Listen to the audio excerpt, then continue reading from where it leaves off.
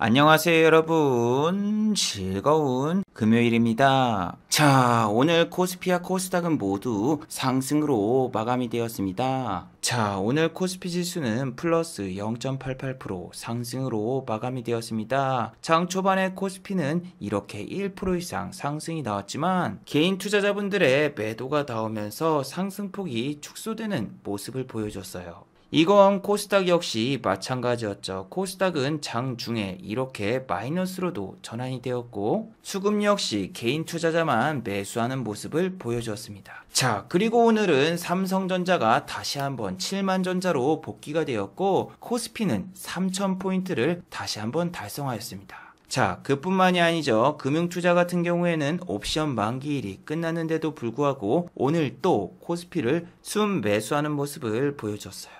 자, 그렇다면 여러분, 다음 주 한국 증시는 어떤 모습을 보여줄까요? 기간의 매수세가 이어지면서 코스피와 코스닥은 반등이 이어질까요? 아니면은 다음 주에는 외국인과 기관의 매도가 나오면서 한국 증시는 또 조정이 찾아올까요? 오늘 이 시간에 한번 알아보도록 하죠. 자, 지금 시각이 4시 15분입니다. 시간의 단일가, 유럽장, 미국장, 그리고 야간 선물도 다 끝나지 않았습니다. 그래서 매까지는 배제를 해보고 진행해 보도록 하겠습니다. 자, 그럼 먼저 해외 시황과 국내 시황, 그리고 오늘의 특징주를 한번 살펴보도록 하겠습니다. 자, 그럼 먼저 해외 시황입니다. 자, 먼저 다우지수입니다. 어제 다우지수는 플러스 1.56% 상승으로 마감이 되었습니다. 장 초반부터 다우지수는 이렇게 크게 상승이 나오면서 장 막판까지 상승세가 이어졌습니다. 자, 어제 이렇게 다우지수가 급등이 나온 이유는 미국 기업의 실적 호조와 미국의 실업급여 청구자 수에 있었습니다. 매주 목요일은 미국에서 실업급여 청구자 수가 공개가 됩니다. 어제 공개된 미국의 실업급여 청구자 수는 29만 명이 집계가 되었습니다. 여지껏 코다리19 바이러스 사태가 터진 다음에 단 한 번도 30만 명 아래로 떨어진 적이 없었는데 이건 시장 전망치보다 훨씬 더 좋은 모습을 보여주었습니다. 시장 전망치는 31만 명이었기 때문에 상당히 좋은 모습을 보여줬죠. 미국의 9월달 생산자 물가지수는 전월 대비해서 플러스 0.5% 상승이 나왔고 시장 전망치는 0.6% 상승이었기 때문에 예상치를 하회한 모습을 보여줬어요. 자, 그럼에도 불구하고 어제 미국의 나스닥은 상당히 좋은 모습을 보여줬습니다. 어제 나스닥은 플러스 1.73% 상승으로 마감이 되었으며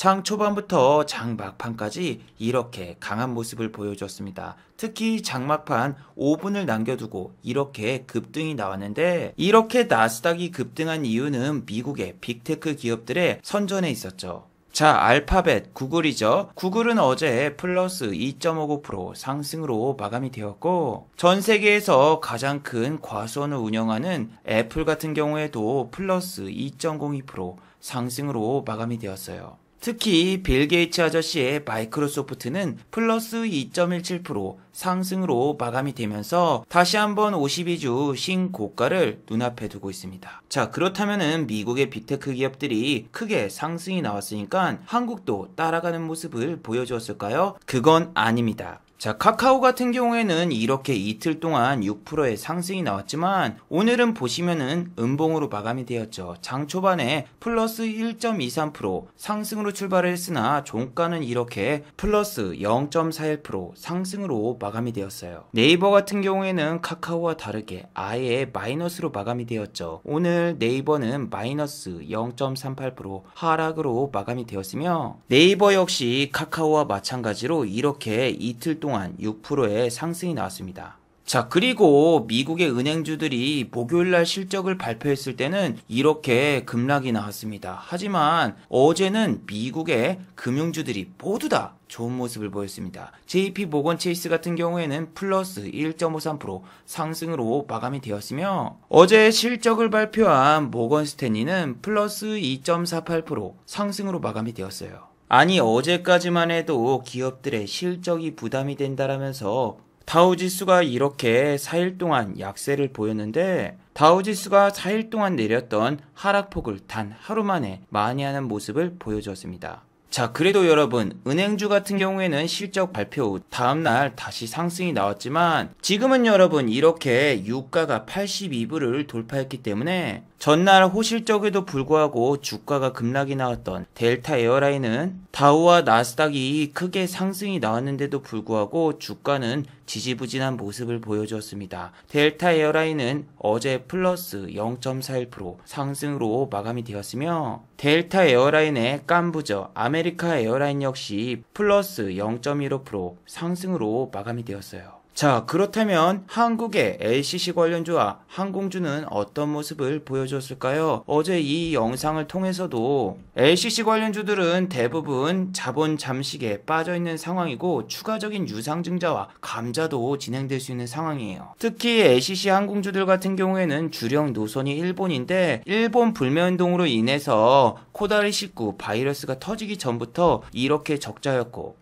일본 같은 경우에는 한국과 거의 단교 중이죠. 비자 발급이 중단이 된 상황이고 비즈니스 트랙 역시 막혀있는 상황이라 LCC 항공주들은 올해 말까지 실적 개선은 거의 불가능하며 유가와 환율의 상승에 가장 피해보는 업종이 항공업이기 때문에 오늘처럼 코스피와 코스닥 모두 상승으로 마감된 이런 장에도 LCC와 항공주들은 대부분 이렇게 하락한 모습을 보여줬죠. 자, 그리고 어제는 미국의 반도체 회사의 주식들이 상당히 좋은 모습을 보여주었습니다. CPU 제작업체 인텔 같은 경우에는 플러스 3.14% 원주율처럼 상승을 했으며 인텔의 라이벌 리사스, AMD 같은 경우에도 플러스 2.59% 상승으로 마감이 되었습니다. 자, 그리고 미국의 반도체 회사 중에서 SK 하이닉스와 삼성전자에 그래서 그런진 몰라도 아침부터서 삼성전자를 매수하려는 개인 투자자분들이 정말 많았습니다. 자, 아침 시간에 단일가 잔량을 보시면은 매수 대기 잔량이 35만 주가 쌓여 있었죠.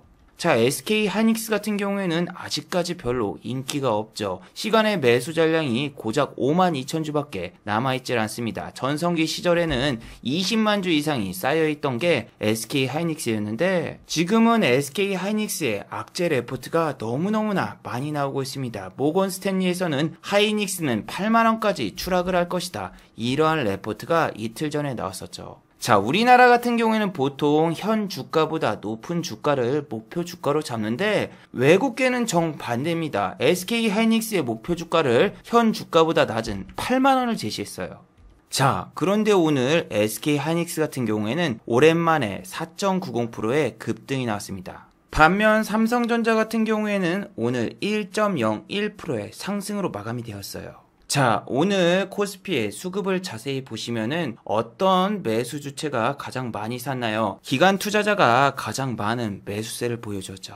자, 기관 투자자 같은 경우에는 옵션 만기가 끝났는데도 불구하고 오늘 또 매수가 들어왔습니다. 특히 단타에 제한 금융투자가 지금 코스피를 3일 연속 순매수를 했는데 어제 영상에서 여러분들께 여러가지 이야기를 해드렸었죠. 금요일은 무조건 금융투자의 수급을 체크하라. 그리고 내가 기관이면은 3천을 인위적으로라도 만들어서 여러분들을 증시에 들어오게 만들 거다. 공매도를 치기 위해서는 거래량이 없으면은 공매도를 못 치고 또한 중간에 한번 상한을 해주고 다시 공매도를 치는 경우가 상당히 많다.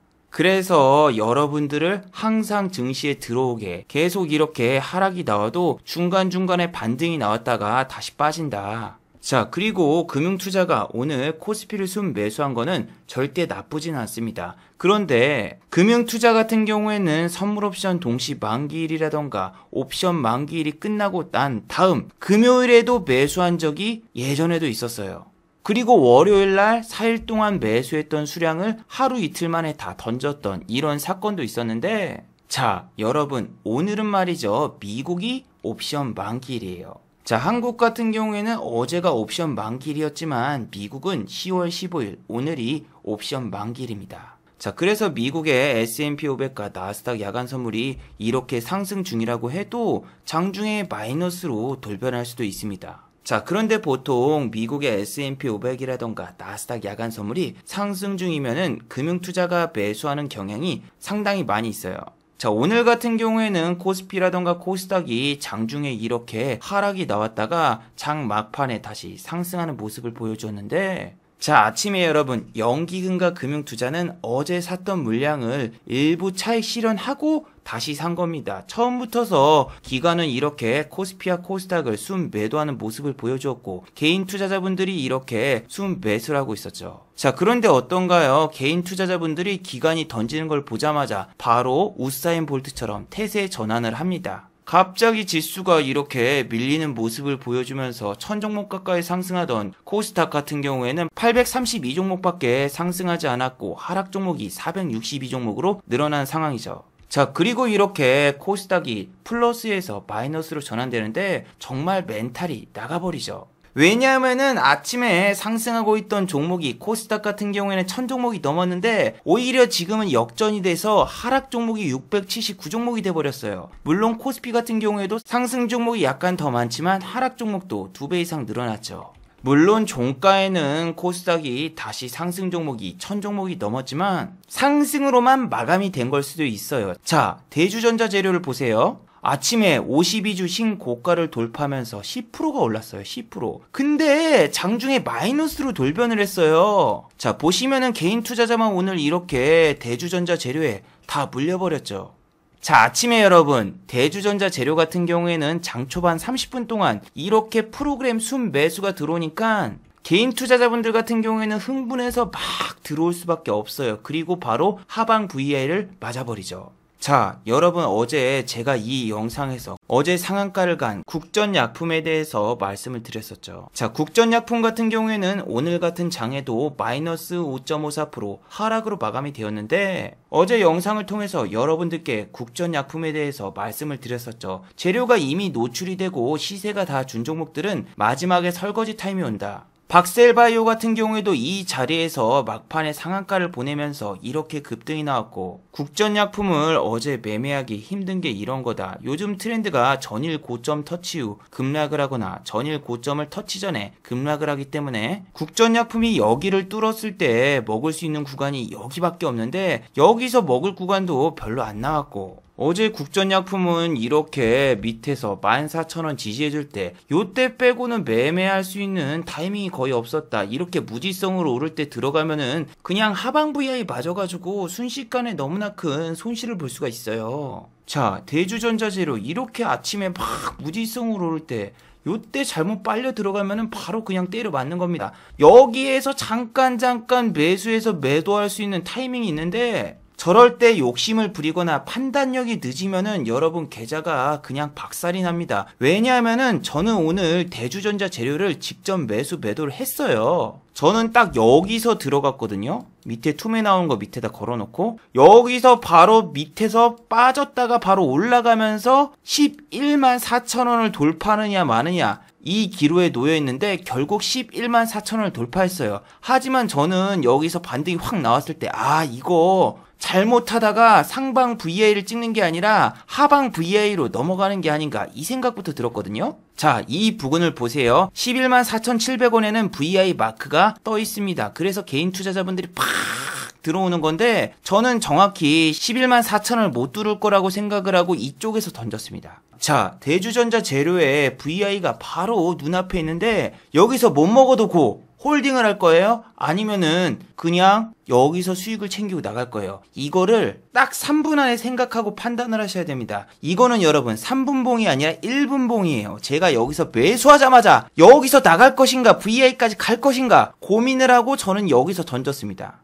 제가 던진 이유는 도대체 뭐였을까요? 일단 프로그램이 매도가 나오고 있고 두 번째로는 지수가 마이너스로 전환이 되려고 하고 있어. 그리고 여러분 긍정적인 생각보다는 대응이 먼저입니다. 자, 상하이 종합지수가 개장된 다음에 한국의 코스닥이 다시 상승으로 전환이 나왔어요. 그러면은 대주전자재료 다시 상승 전환이 되는 게 아닐까? 아까는 지수 때문에 밀린 거야. 이렇게 생각을 하지만 객관적으로 보세요. 프로그램 매도가 상하이 종합지수가 개장된 다음에 더욱더 심해지고 있어요.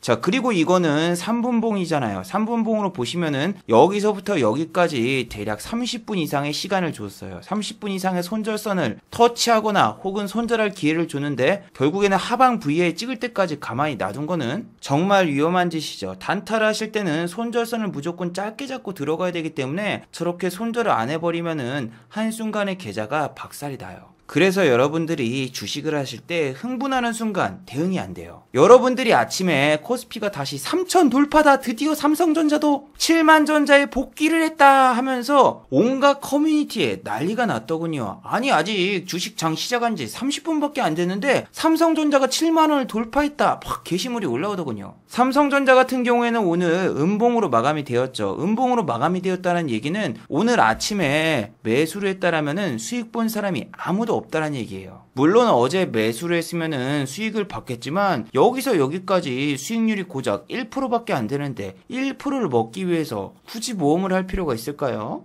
그래서 지금 전 국민이 삼성전자 7만원 돌파했다고 막 흥분하는 것처럼 여러분들을 흥분하게 만들면서 상황 판단력을 흐리게 만든 후에 다시 빼버리는 그런 포지션이 나올 가능성도 있어요. 자, 그리고 여러분, 어제 영상 댓글을 제가 자세히 살펴보니까 천재님 바로 전날에 공매도 치신 종목 어떻게 되셨나요? 이렇게 물어보시는 회원분이 계셨더군요.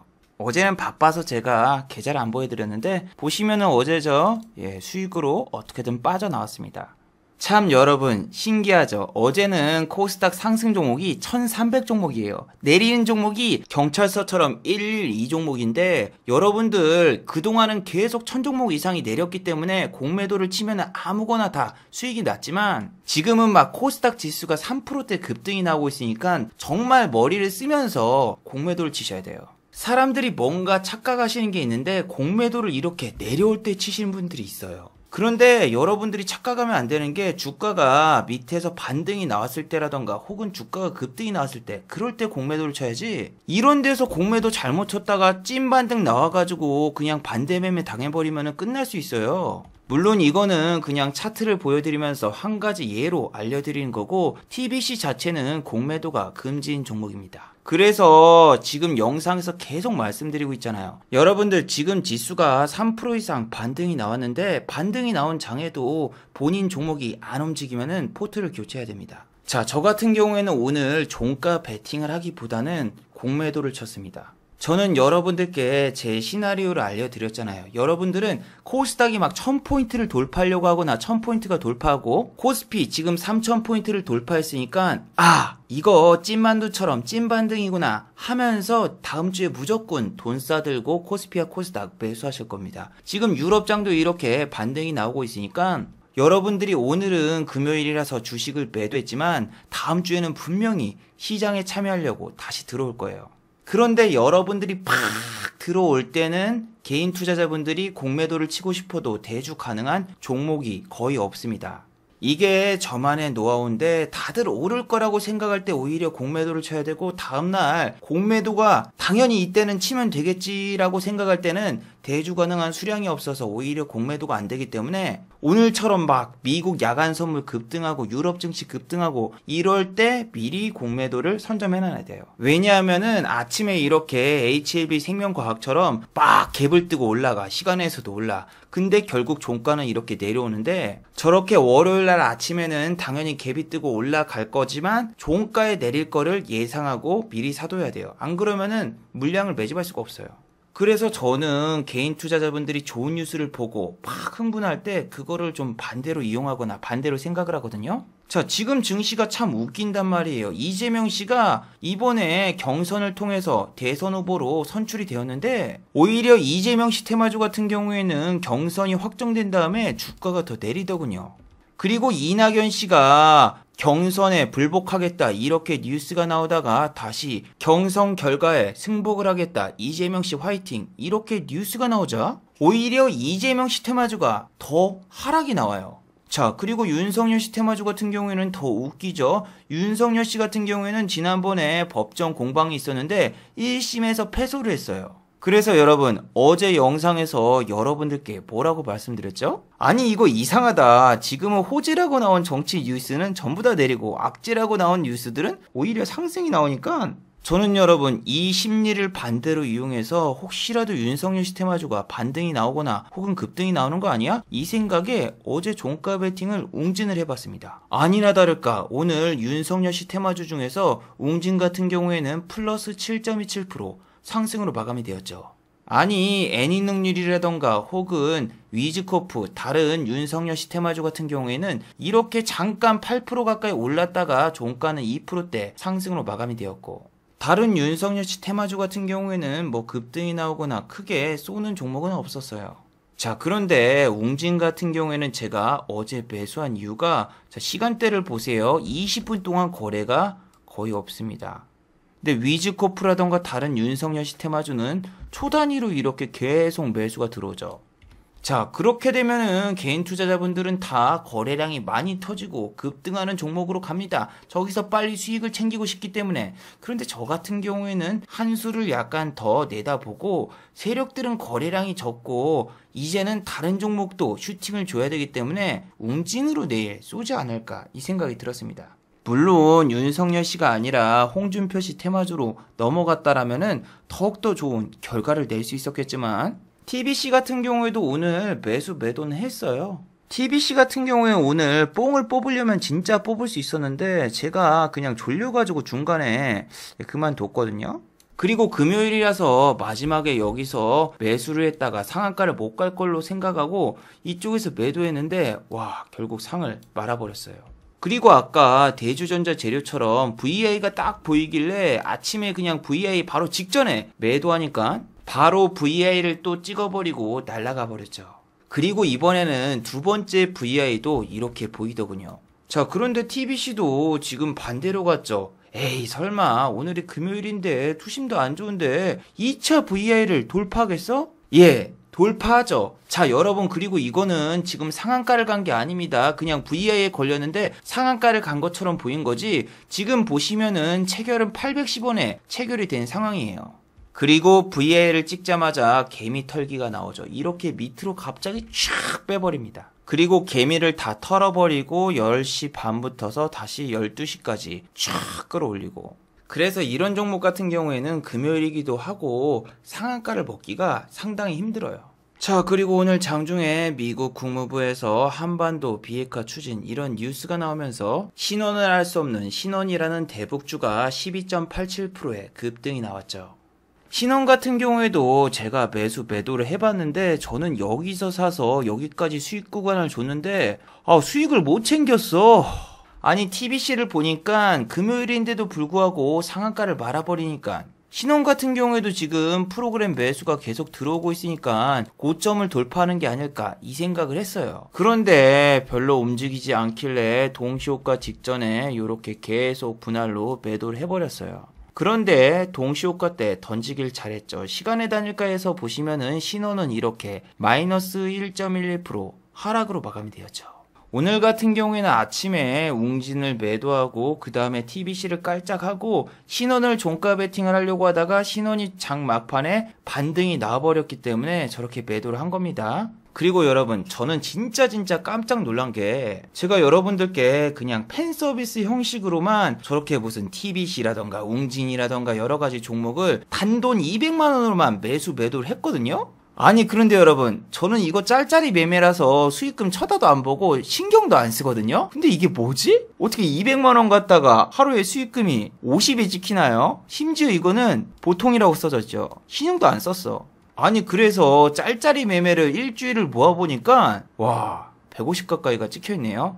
물론 이거는 그 공매도 대주 거래한 내역도 포함이 돼 있지만, 제가 원래대로라면은 공매도 대주 친 게 플러스 15% 이상 수익이 났었는데, 이 코스닥이 3% 이상 상승이 나오고 전날에도 상승이 나왔기 때문에 공매도를 쳤던 수익금 150만 원이 깎인 거예요. 그래서 이번 주는 거의 그냥 200만 원 갖다가 짤짤이를 친 건데, 아니, 저 같은 경우엔 지금 신용 막아놓고 신용 쓴 적이 한 번도 없는데 신용을 썼으면 뭐 저 정도 찍는 거야 이해가 가는데, 현금으로도 되네요. 아니, 저 같은 경우에는 그냥 유튜브 그냥 팬 서비스 매매 200만 원은 당연히 수익금도 체크 안 하고 요즘에는 아예 계좌 자체를 거의 안 보거든요. 이게 부담감이 없어서 그런가? 제가 여러분 지난 영상에서도 말씀을 드렸지만, 제가 운동 삼아서 요즘에는 쿠팡 로켓 배송 알바를 하는데, 로켓 배송을 말이죠, 120개를 배송을 해야지 10만 원을 벌 수 있습니다. 그리고 100만 원을 벌려면은 1200개를 배송해야 되는데, 중요한 거는 배송 지역이 아파트가 아니에요.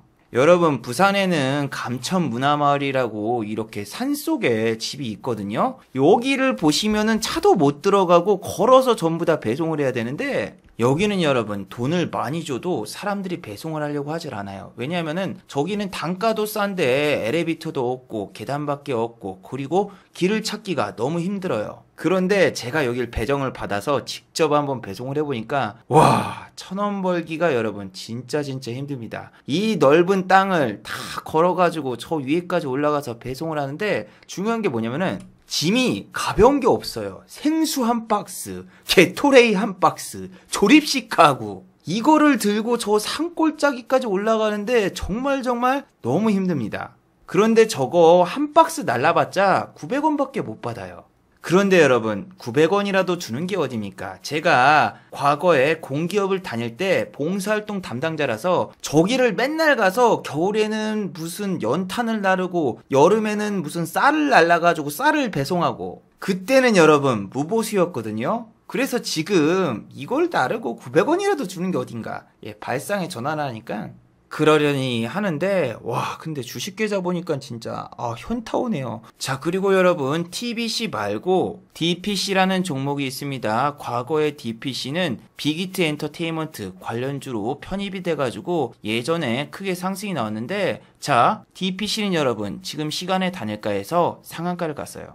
자, DPC가 시간의 단일가에서 이렇게 상한가를 간 이유는 자회사죠. 스틱 인베스트먼트를 흡수 합병을 한다라는 뉴스가 떠서입니다. 근데 여러분, 주식시장이 참 지저분한 게 외국인이라던가 기관 투자자는 이 뉴스를 알고 지금 몇 일 전부터서 계속 DPC를 매집하고 있었어요.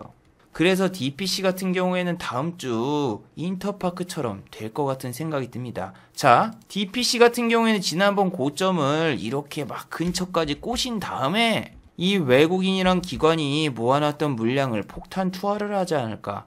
예, 개인적으로 이런 생각이 들어요. 왜 그런 생각을 하냐면은 어제 야놀자가 인터파크를 인수한다라는 공시가 떴는데도 인터파크의 주가가 상한가를 갔나요? 아닙니다. 오히려 마이너스 4.76% 하락으로 마감이 되었죠. 자, 차트를 보시면은 인터파크는 오늘 장 초반부터서 15.70%의 상승이 나왔으나 장 초반 딱 3분 동안만 상승이 나왔고 그 뒤로는 이렇게 쫙 빠지면서 하방 VR을 찍었죠. 자, 이건 아이마켓 코리아도 똑같죠. 아이마켓 코리아는 오늘 50원이 오르면서 플러스 0.44% 상승으로 마감이 되었지만, 차트를 보시면은 오늘 장 초반에 플러스 6.64%까지 상승이 됐다가 이렇게 다 빠진 거예요. 그래서 DPC 같은 경우에도 외국인이라던가 기관이 매집된 물량이 전혀 없으면은 상한가를 말거나 그렇게 갈 수 있겠다 이런 생각이 들지만, DPC 같은 경우에 외국인이 맨날 3%에서 4%의 지분을 모아놨다가 다시 팔았다 샀다 이런 장난치는 종목인데, 지금은 지분율이 거의 9%대예요. 그 뜻은 기관과 외국인 투자자가 힘을 합세해서 그냥 던져버리면은 고점에서 여러분들 물리면서 정말로 고생할 가능성이 높으니 꼭 주의하시길 바래요. 자, 마지막으로 한번 정리해 보도록 하겠습니다. 1번, 금융투자는 오늘도 코스피를 순매수했습니다. 옵션 만기일이 끝나고 금융투자는 코스피를 매수했습니다. 금융투자가 옵션 만기일이 끝나고 금요일까지 매수한 거는 그렇게 대단한 사실은 아닙니다. 자, 월요일 날도 금융투자가 과연 매수에 동참을 할지 아니면은 이번 옵션 만기일에 매수했던 수량을 던질지 꼭 잘 체크해 보시기 바랍니다. 자, 두 번째, 지수가 밀리면은 꼭 대응을 하시기 바랍니다. 종목들이 아무리 상승이 잘 나와도 코스피와 코스닥 지수가 투매가 나오면은 역시 밀릴 수밖에 없죠. 지금 장은 반등이 나와도 순식간에 다시 지수가 빠질 수 있을 만큼 투심이 안 좋습니다. 특히 급등하고 있는 종목들 같은 경우에는 지수가 밀리면은 오늘처럼 투매가 나오는 종목이 많으니 꼭 철저히 대응하시기 바랍니다. 자, 유튜브 광고도 끝까지 시청해주시면 정말로 고맙겠고, 좋아요와 구독하기도 많이 눌러주시면 정말로 고맙겠습니다. 아, 그리고 또 어제 생방송 전에 저를 후원해주신 정말 고마운 분들이 계셨네요. 네, 제 유튜브 영상 밑에 있는 투네이션 후원하기 버튼을 눌러주시면 저를 후원해주실 수 있는데, 햇님 달리님 후원 1,000원 정말 감사드립니다. 자, 다들 수고하셨고 즐거운 주말 되시기 바랍니다. 다들 수고하셨습니다.